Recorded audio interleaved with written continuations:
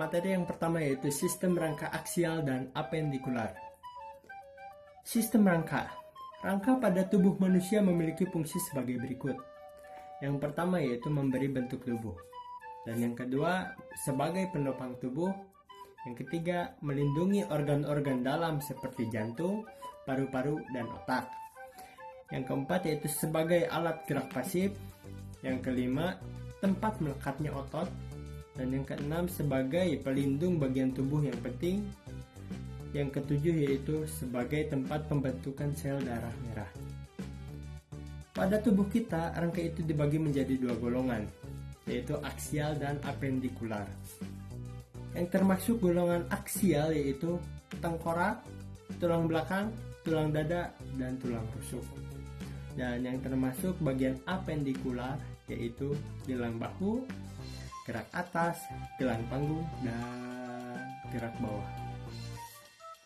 Yang pertama yaitu bagian yang ada di tempurung otak yaitu os frontalis, os sphenoidalis, os ethmoidalis, os parietalis, dan os occipital, os temporalis. Bagian yang ada di bagian wajah yaitu os nasal, os laklintal, os zigomatik, os maxilla, os pomer, os mandibula, os palatum. Yang ketiga yaitu bagian yang ada di bagian tulang belakang yaitu cervix, thorax, sacral, lumbar, coccygeus. Dan yang seterusnya yaitu bagian yang ada di tulang dada yaitu manubrium stermi, corpus stermi, dan processor xiphoideus. Dan bagian yang ada di tulang rusuk yaitu costa pera, costa spuria, dan costa fluctuantes. Selanjutnya yaitu bagian yang ada di tulang gelang bahu yaitu clavicula dan scapula.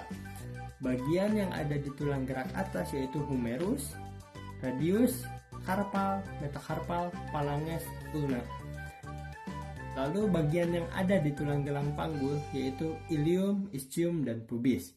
Bagian yang ada di tulang gerak bawah yaitu femur, patella, fibula, tarsal, metatarsal, tibia, dan phalanges. Selanjutnya yaitu masih pada rangka ya. Di sini saya akan menyebutkan jenis-jenis tulang yaitu yang pertama tulang rawan atau cartilago. Tersusun atas sel-sel tulang rawan atau kondrosit, serabut kolagen, dan matriks. Penyusun sel-selnya disebut kondroblast. Berdasarkan susunan serabutnya, tulang rawan dibedakan menjadi tulang rawan hyalin dan tulang rawan elastis dan tulang rawan fibrosa. 2. Tulang keras yaitu osteon.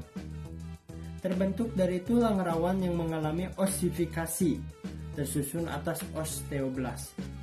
Osteoblast akan menyekresikan zat-zat kolagen yang mengikut kapur. Osteoblast yang dikelilingi oleh zat kapur akan mengeras dan membentuk osteosit, sel atau sel tulang keras. Berdasarkan matriksnya, tulang keras dibedakan menjadi tulang kompak dan tulang spons. Tulang kompak memiliki matriks yang rapat dan padat, sedangkan tulang spons memiliki matriks yang berongga-rongga. Masih pada pembahasan yang sama, di sini saya akan menjelaskan poin yang berbeda yaitu pembentukan tulang atau ossifikasi. Bisa dilihat pada gambar di sini. Gambar yang pertama yaitu embrio cartilago digantikan oleh tulang. Dan gambar yang kedua yaitu fetus terdapat pembuluh di dalam osteoblast, mulai tumbuh jaringan tulang dan rongga sumsum tulang. Dan yang ketiga dan keempat terjadi perubahan bentuk tulang dan pertumbuhan sekunder. Ini terlihat ya di setiap gambarnya itu berbeda-beda ya. Dan di setiap gambarnya itu berbeda ukuran juga dan adalah perubahannya ya. Dan gambar yang kelima di sini tulang dewasa, menggambarkan tulang dewasa, dan di sini ada bagian-bagiannya yaitu bagian ujung yang disebut epiphysis dan bagian yang Yang kedua yaitu metafisis, dan bagian yang di tengah-tengah yaitu diafisis. Assalamualaikum warahmatullahi wabarakatuh. Saya Arga Haryanto dari kelas MIPA 5 akan menjelaskan tentang otot. Otot adalah sebuah jaringan dalam tubuh manusia dan hewan yang berfungsi sebagai alat gerak aktif yang menggunakan tulang. Otot dibagi menjadi 3, yaitu otot rangka, otot polos, dan otot jantung. Otot rangka termasuk dalam alat gerak aktif. Otot polos, otot ini bisa ditemukan dalam pembuluh darah, sistem reproduksi, saluran pencernaan, saluran udara, dan bagian dalam mata. Otot jantung yang satu ini bekerja secara otomatis setiap saat tanpa perlu kamu perintahkan. Bagian yang berperan dalam kerja otot yaitu 1. Myofibril, sel-sel otot yang berbentuk silindris panjang tersusun dari aktin myosin. 2. Sarkomer, unit struktural dan fungsional terkecil dan dari kontraksi otot pada myofibril, terdiri dari pita A, pita I, dan jeraha. 3. Aktin, filamen tipis penyusun myofibril, terdapat sisi aktif dan sisi pengikatan. 4. Myosin, filamen tebal penyusun myofibril, terdapat penonjolan yang disebut kepala myosin. Selanjutnya, sendi. Persendian atau artikulasi merupakan hubungan antar dua tulang sehingga tulang dapat digerakkan. Berdasarkan geraknya, persendian dibedakan menjadi 3, yaitu 1. Sendi mati atau synartosis. Dilihat dari namanya saja, yaitu sendi mati, merupakan salah satu sendi yang tidak bisa bergerak. Contohnya, hubungan pada tulang tengkorak. Selanjutnya nomor 2 yaitu sendi kaku atau ampiartosis. Merupakan hubungan antar tulang yang dapat digerakkan tetapi gerakannya terbatas. Contohnya, hubungan pada tulang rusuk dan juga hubungan pada tulang dada. Selanjutnya nomor 3 yaitu sendi gerak atau diartosis. Merupakan hubungan antar tulang yang memungkinkan gerakan pada tulang secara bebas. Sendi ini dibagi menjadi 4, yaitu yang pertama yaitu sendi engsel. Sendi engsel merupakan sendi yang dapat bergerak dengan satu arah saja.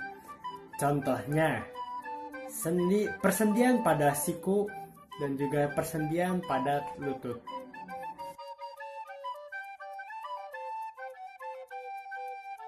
Yang kedua yaitu sendi peluru. Sendi peluru merupakan sendi yang dapat bergerak ke segala arah. Contohnya yaitu tulang gelang bahu dan juga tulang lengan atas.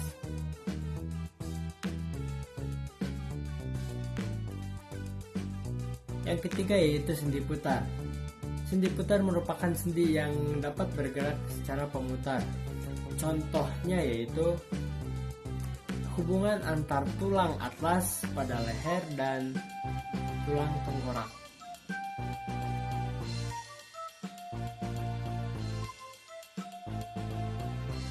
Sendi geser merupakan pergerakan tulang sama datar. Contohnya pada tulang pergelangan tangan.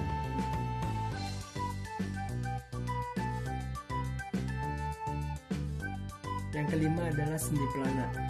Sendi pelana merupakan sendi yang dapat bergerak dua arah. Contohnya yaitu penghubung tulang pergelangan tangan dengan pangkal dari ujung jari.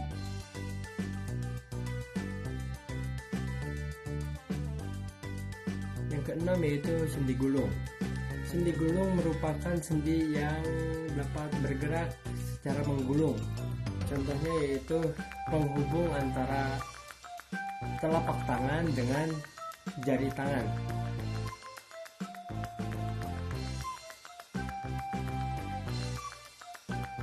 Assalamualaikum warahmatullahi wabarakatuh. Perkenalkan, nama saya Nugraha Fajar Maturidi, asal kelas dari 11 MIPA 5. Di sini saya akan menjelaskan tentang kelainan pada sistem gerak Kelainan pada sistem gerak pada manusia juga dapat mengalami kelainan atau gangguan berupa penyakit. Kelainan-kelainan pada sistem gerak. Beberapa kelainan-kelainan pada sistem gerak antara lain sebagai berikut. 1. Artristik, penyakit yang disebabkan oleh peradangan yang terjadi persendian. Beberapa hal yang dapat menyebabkan artristik antara lain sebagai berikut. 1. Metabolisme asam urat yang terganggu sehingga asam urat tertimbun pada sendi. Kondisi dia akan menyebabkan rasa sakit baik pada jari-jari tangan ataupun kaki. 2. Penumpukan bahan kapur di antara dua tulang sehingga mengakibatkan sendi sulit digerakkan dan kaku. Biasanya sendi akan membengkak dan terasa sakit. B. Gangguan pada tulang belakang. Terdapat 3 macam gangguan pada tulang belakang, yakni sebagai berikut. 1. Lordosis, yakni kondisi tulang belakang yang melengkung ke depan. 2. Kyphosis, kondisi tulang belakang melengkung ke belakang sehingga badan terlihat bongkok. 3. Skoliosis, kondisi tulang belakang melengkung ke samping kiri atau kanan. Assalamualaikum warahmatullahi wabarakatuh. Perkenalkan, nama saya Raden Hanif, asal kelas 11 MIPA 5. Di sini saya akan menjelaskan tentang teknologi untuk membantu kelainan pada sistem gerak. Guna mengatasi kelainan pada sistem gerak, maka diciptakan beberapa teknologi yang dikembangkan untuk proses pengobatan, yaitu sebagai berikut. Yang pertama, penggantian sendi. Penggantian sendi dapat dilakukan dengan menggunakan metode pembedahan untuk mengganti sendi yang rusak dengan logam bonggol. Sendi diganti dengan logam campuran, misalnya campuran titanium, dan cawan sendi mengkuk polietilena, misalnya plastik yang mempunyai kerapatan yang tinggi. Kemudian kedua sisi diletakkan dengan menggunakan senyawa metakristal berpori sehingga fisiologi tulang tetap normal. Yang kedua, transplantasi sumsum. Transplantasi sumsum dilakukan dengan mentransplantasikan sumsum merah dari satu individu yang lain. Metode ini memerlukan teknik khusus untuk memindahkan sumsum dari donor yang sehat dan menyuntikannya ke resipien tanpa merusaknya. Yang terakhir, penanggulangan skoliosis congenital. Skoliosis congenitalis merupakan suatu kelainan pada lengkung tulang belakang bayi baru lahir. Skoliosis dapat menyebabkan kelainan bentuk yang serius pada anak yang sedang berada dalam masa pertumbuhannya.